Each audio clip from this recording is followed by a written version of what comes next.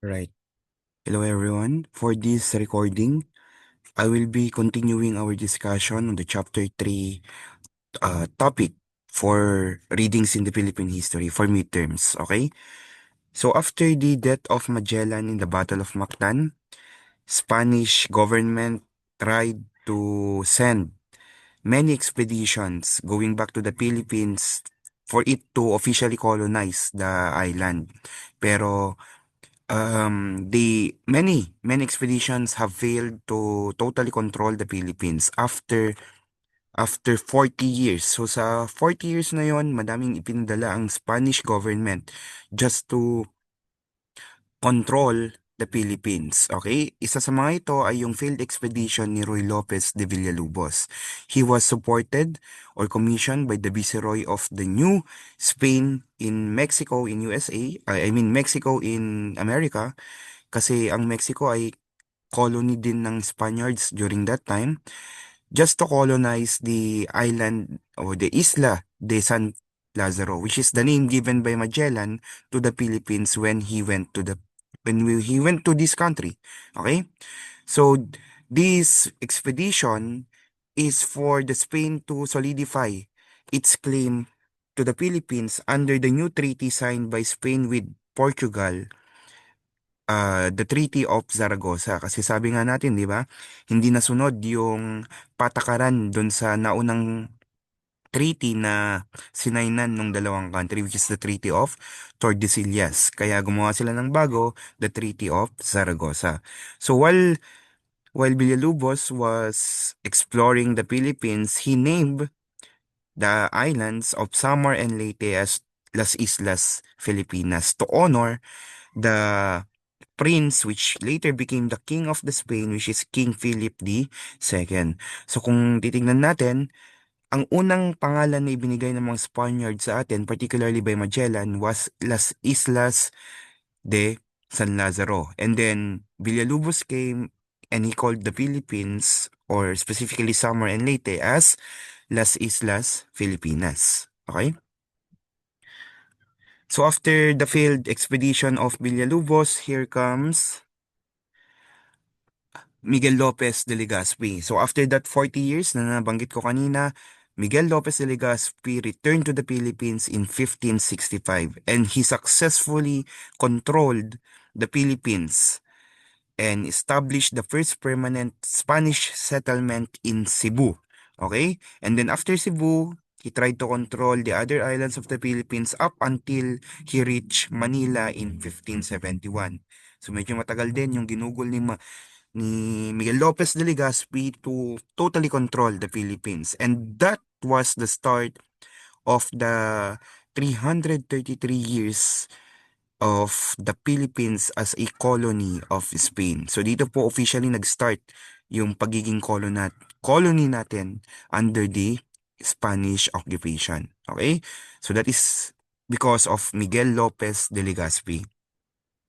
Now, again, in 1565, Legazpi established the first Spanish settlement in Cebu after a blood compact o sanduguan with local rulers of Cebu, which is Raha Tupas.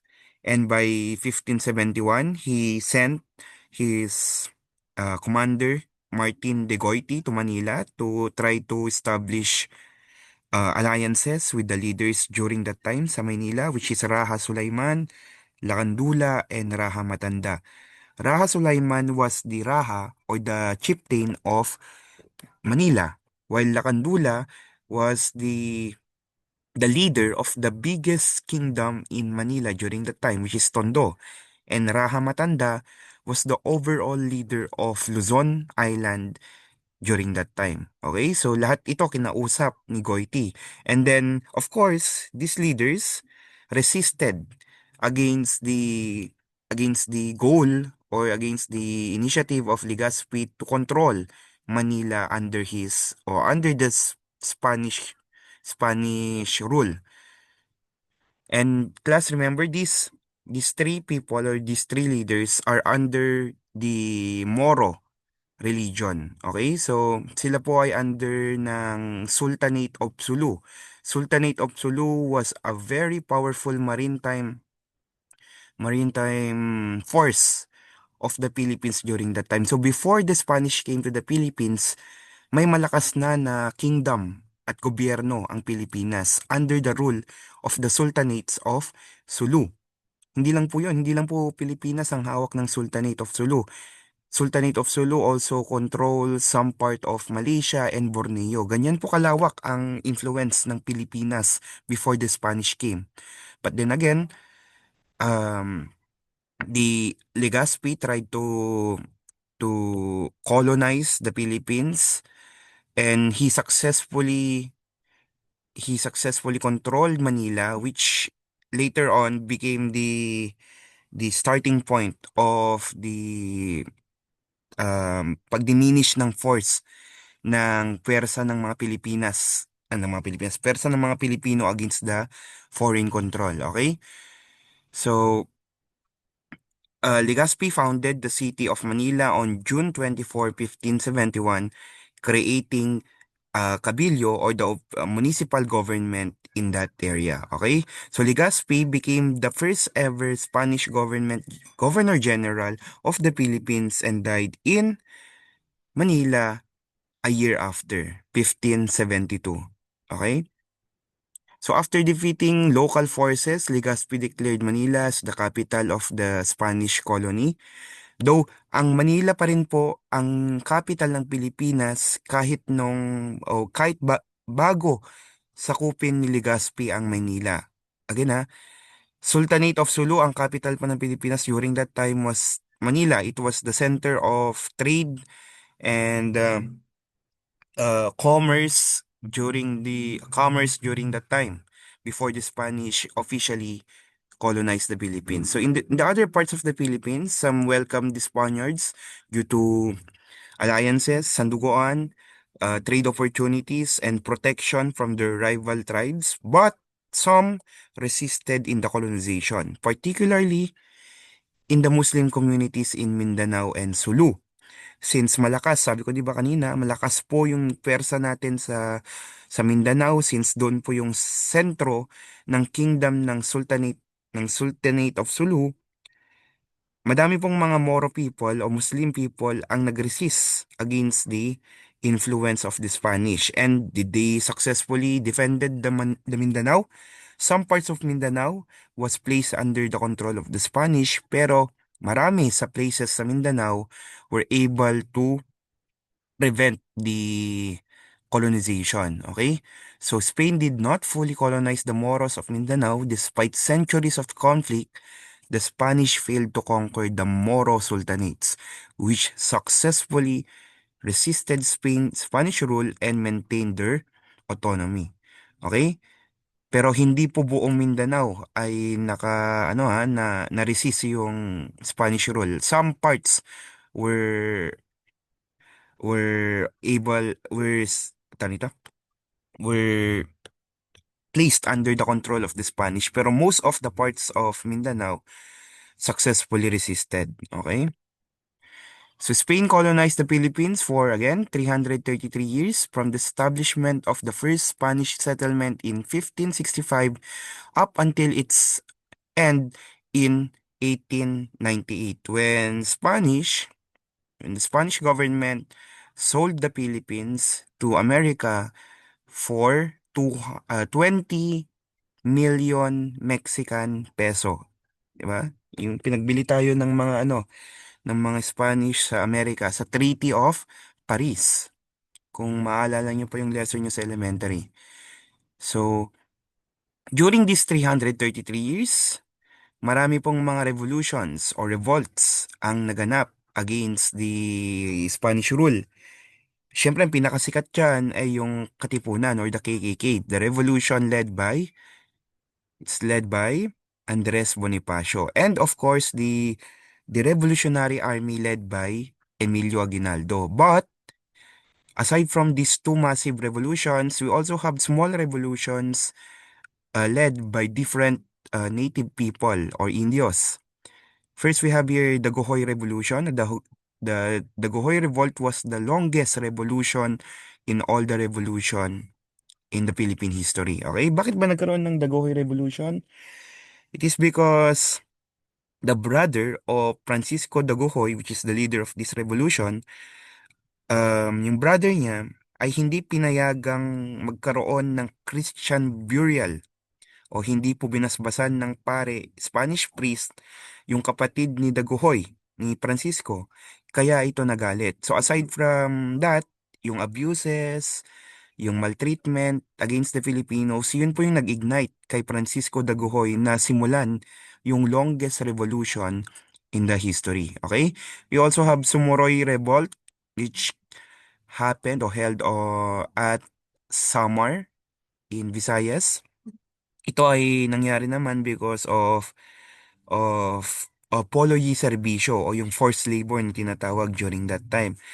The Waray people was forced to be transmitted or may may sent sa Cavite para gumawa ng mga naglalakiang barko para sa Espanya.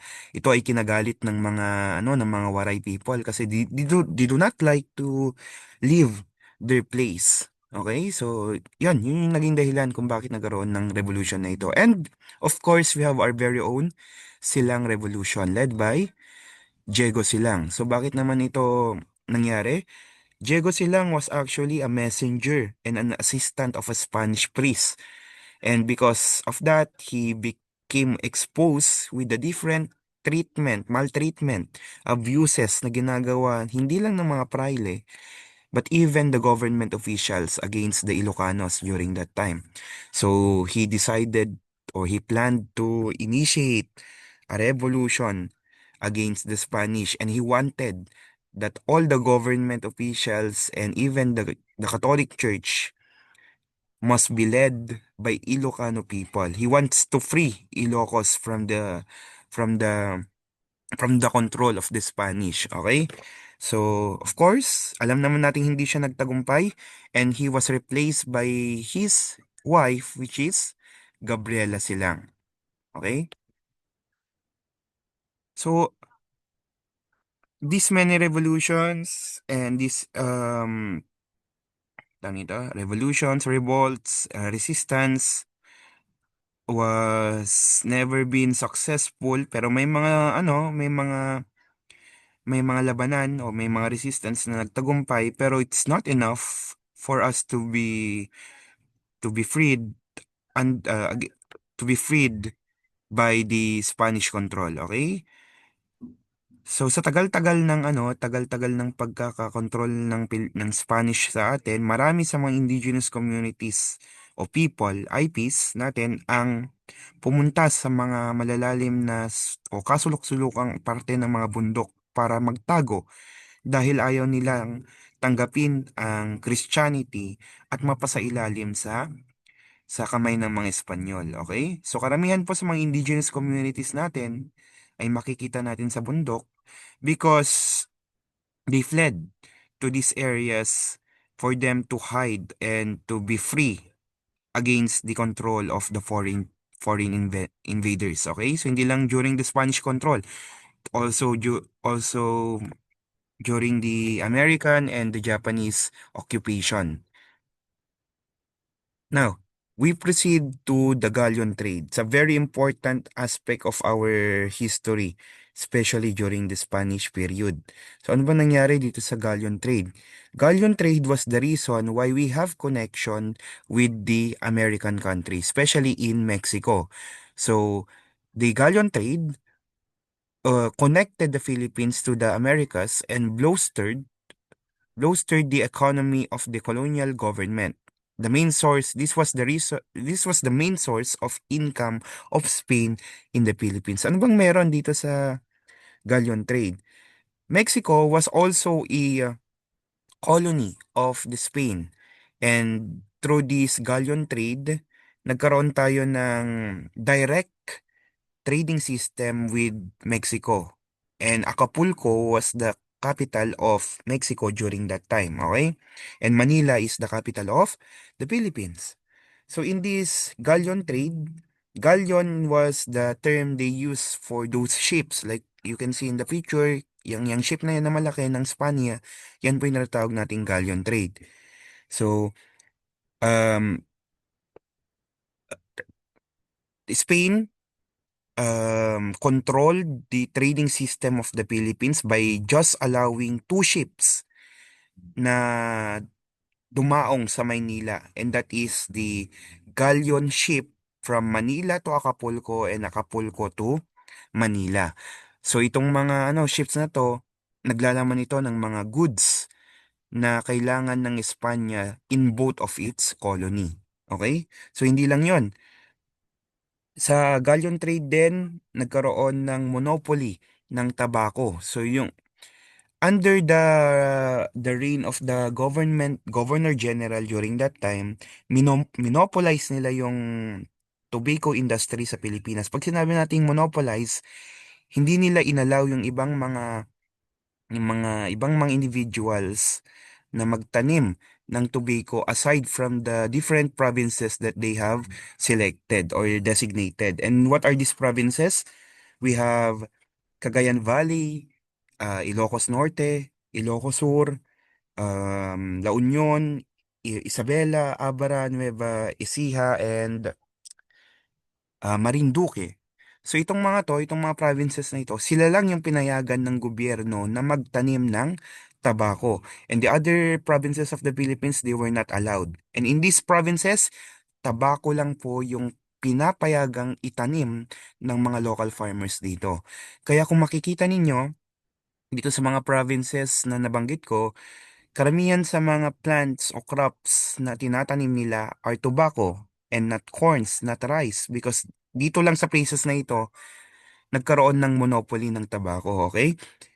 So bakit ito naging disadvantage ng mga provinces na ito? Because these tobaccos were sold to the government into a very low price. So medyo na-abuse yung mga farmers kasi may designated price na inilaan ang gobyerno para bilhin yung mga tabako. At sa gobyerno lang dapat nila ibenta yung mga tabakong ito. Okay? Hindi lang yon. Because of the galleon trade, na-expose tayo sa culture ng Mexico. Yung pagkakaroon natin ng festivals, pagkakaroon natin ng similarities with the culture of Mexico. That is, galleon trade was the reason why we have similarities, a very close similarities with culture with Mexico. Okay? Kaya medyo magkaparehas tayo. Especially with the 'di ba? Medyo magkakamukha tayo with the Mexican people. Our apelyido, our festivals, 'yon. Dahil 'yon sa galleon trade, which was the reason why um ano ito? Ito yung rason kung bakit naging mayaman ang Espanya during this colonial rule. Kasi siya lang yung nag-control ng trading system in these both colonies, okay? So here comes the different governor generals during the Spanish occupation in the Philippines. Pero itong mga governor generals, they serve as like the prime ministers of the country. Pag sinabi nating prime ministers, they are like the representatives of the mother colony here in the Philippines, okay? So may king, may monarch sa Espanya, at itong mga governor generals yung nagsisilbing representative nila sa kanilang mga colonies, okay? So the first ever Spanish general was Miguel Lopez de Legazpi, and the last governor general was Diego de los Rios. And then this is the person who monopolized the tobacco industry during the galleon trade, that is Jose Vasco. We have Narcisco Claveria, who created the surname registry in the Philippines. Ano tong surname ni registry? Ito yung rason kung bakit may Spanish name, Spanish surname o apelyido ang mga Pilipino. Because he created a law that forces the Filipinos to pick and choose Spanish surname para mas mapadaling kontrolin, mas mapadaling ilista, at saka i-monitor yung bilang ng tao o yung population ng mga Pilipino during the occupation. Okay? We also have Carlos de la Torre, the best ever Governor General kasi during this time medyo medyo may kalayaan o medyo naging free ang mga Pilipino to express their sympathy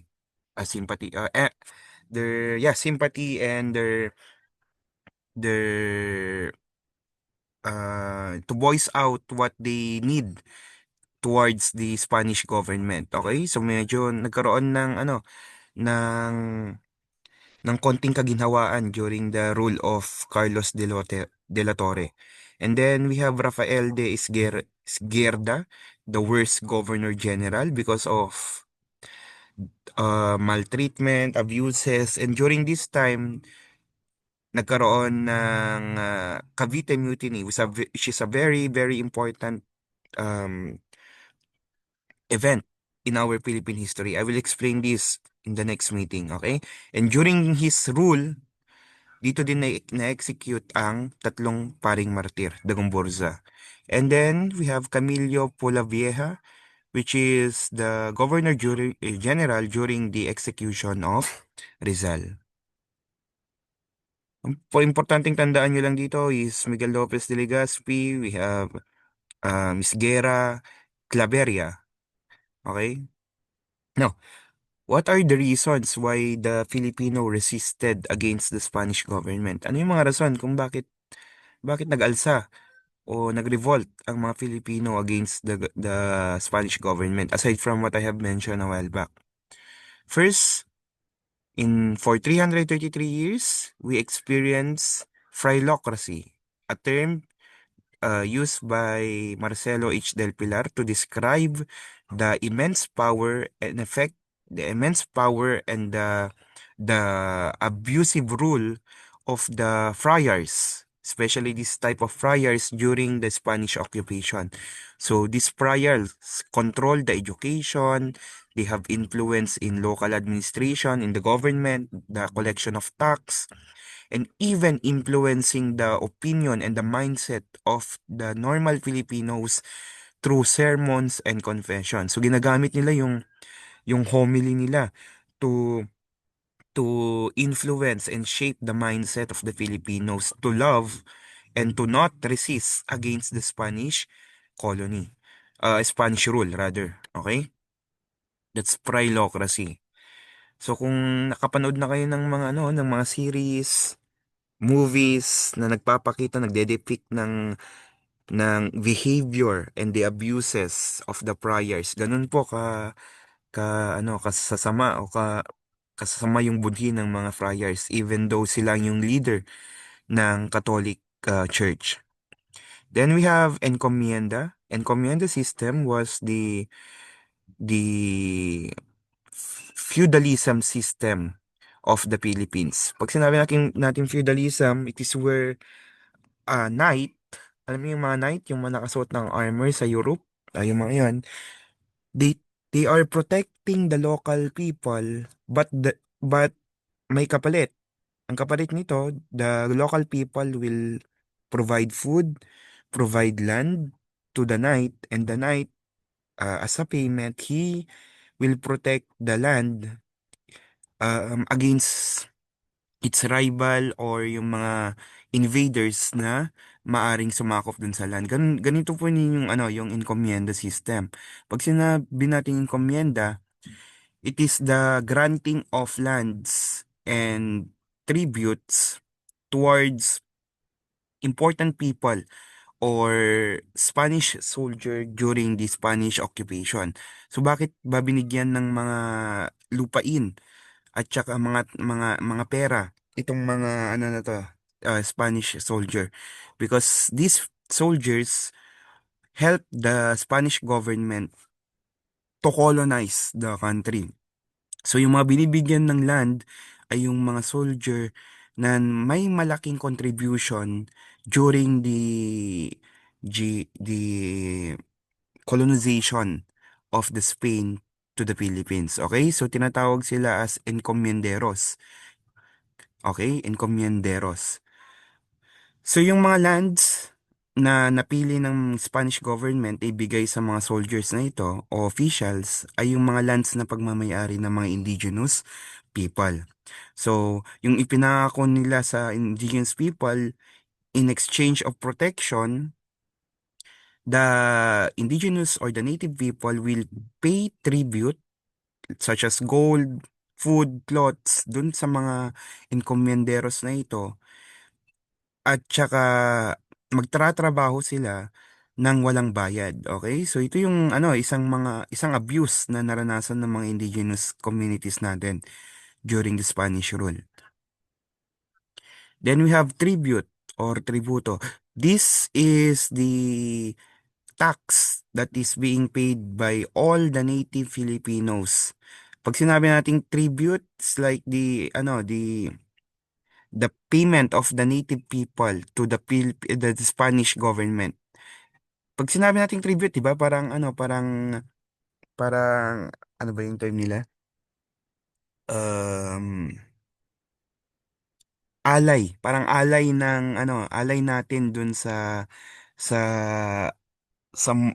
king or queen ng Spanish government o Spanish country during that time. Okay, so the Filipinos were forced to pay heavy taxes in the form of tribute, maybe in goods or in cash. Um, and these tributes were used to tawag nito?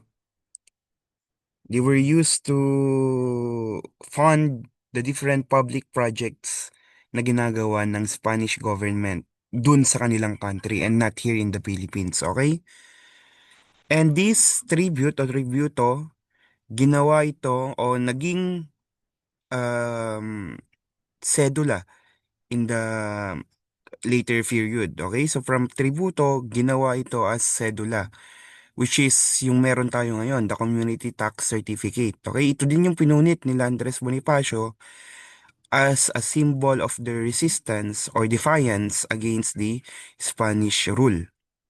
So, from tribute o tributo going to cedula and then community tax certificate. Okay, so ito yung tsura ng mga binabayaran ng mga magulang natin annually or every year sa ating mga local barangay halls or yung mga municipal halls natin, okay? Then we have polo y servicio or in English, forced labor. The Filipinos were compelled to work in shipyards or in galleons, as I mentioned a while back, forest and construction projects like roads, bridges, fortifications, and massive stone churches and convents for very long time, a very long period, often without pay, leading to famine and deaths. So ito yung dahilan kung bakit tayo may mga naggagandahang mga simbahan, Catholic churches, mga naglalakihang mga brick bell church or mga Spanish houses dahil ito sa polo y serbisyo, okay? So, sino-sino yung mga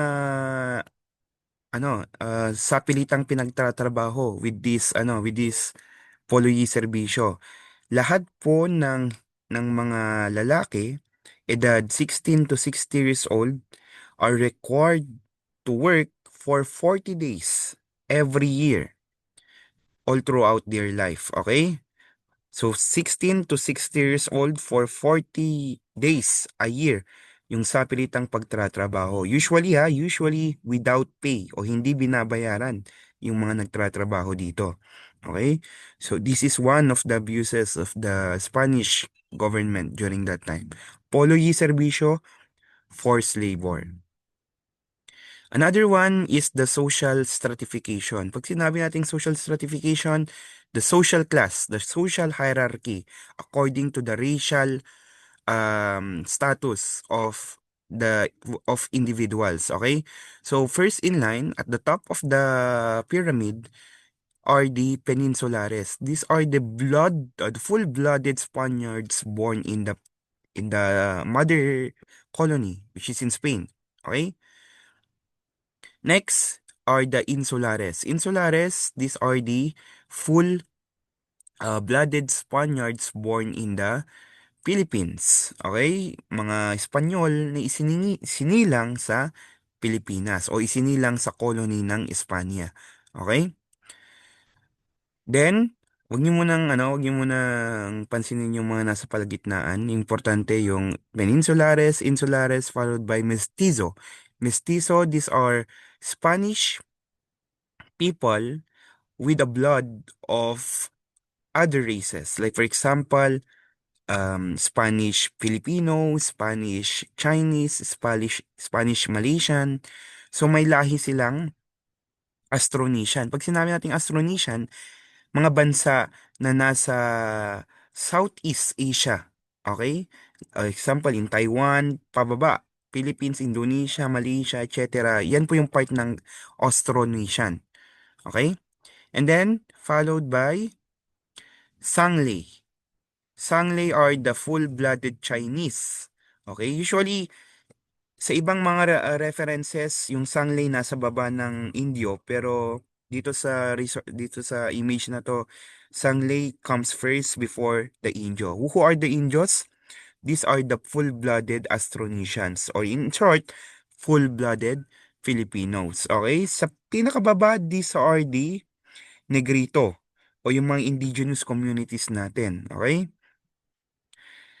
Now, para mas madaling matandaan, ang tatandaan nyo na lang is PIMPI. PIMPI, PIMPI. O, tandaan ninyo yung anak ni Chris Aquino, si Bimbi. Pero yung B, palitan nyo ng P. PIMPI. P for Peninsulares, I for Insulares, M for Mestizo, P for, oh, nakalimutan kong ilagay dito or wala dito. Principalia. Principalia are those Filipinos with high position in the government or in the community. Ito po yung mga dating dato o royal class people during the pre-colonial society. Okay? Sila yung mga dato, lakambini, anak ng dato during the pre-colonial society. Okay? Sila yung nakikolaborate sa mga Spanish nung dumating sila sa Pilipinas. Principalia. Another principalia are those people or those Filipinos who were able to study here in the Philippines or in abroad. So mga example nito sila Marcelo H. Del Pilar, Graciano Lopez Haina, Antonio Luna, and even Jose Rizal was part of Principalia. So ito yung mga Nobel, uh, uh, Nobel class o yung mga aristocrats. Okay? So again, ulitin natin, Peninsulares, Insulares, Mestizo, Principalia, and tsaka Indios. Okay? So, summarize lang natin. We have tributo. These are the annual tax paid individually in cash or goods to the Spanish government in tribute to the monarch or the king and queen of the Spain. We have Polo y Servicio, the forced labor for 40 days, which is later on reduced into 15 days na lang per year for men aged 16 to 60 years old to work on public projects. Now, we have encomienda system granting large tracts of land and labor of the indigenous population to loyal Spanish subjects, local nobles, and other worthy individuals, particularly soldiers and officials. Okay? Na-include din dito yung bandala system. This is where natives were forced to sell agricultural products to the government at a very low price. Ito yung ginawa ng mga Espanyol sa tobacco industry. Okay? So yung pagmomonopolize nila and the native, the farmers, were forced to sell their tobaccos at a very low price. Bandala system. Then we have indulhensya. Ito naman yung abuse ng mga praile kung saan the people will pay money to a prior in the belief or the idea na mawawala yung kasalanan nila kapag binayaran nila ito. Okay? Just imagine that. Maganda sana kung ganun, no? Bayaran na lang natin yung ginawa nating kasalanan sa mga praile. So that is the mindset na ginagawa o ini-influence ng mga ng mga friars sa mga Pilipino dati. So that ends the chapter 3 of our discussion for midterms, okay? So for your assignment, ibigay ko na to sa ibang mga klase, pero sa mga hindi pa, this is what you will going to do. For a group of three people, so maghanap po kayo ng mga kasama nyo, tatlo sa isang grupo, strictly tatlo ha. Create your own title. Um, the title is Writing the Cartilla.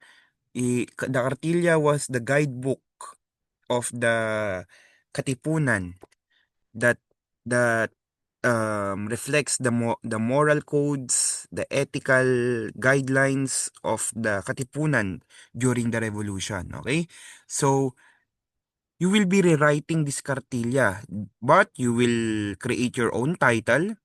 You need to read and analyze the 14 lessons or the 14 alituntunin of the Katipunan. I will send the PowerPoint later para makita niyo yung 14 na kartilya.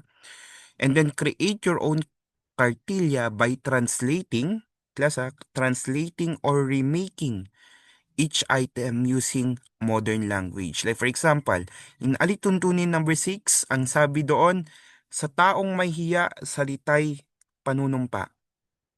So you need to analyze this statement, then create your own version. Like for example, if meron kang delikadesa, lahat ng say mo, truthful at di chika. Mas maganda kung may rhyming, pero it's your own choice. Basta modern version, use whatever language you like in your modern version like Taglish, Gaylingo, Gen Z, shortcut, or whatsoever.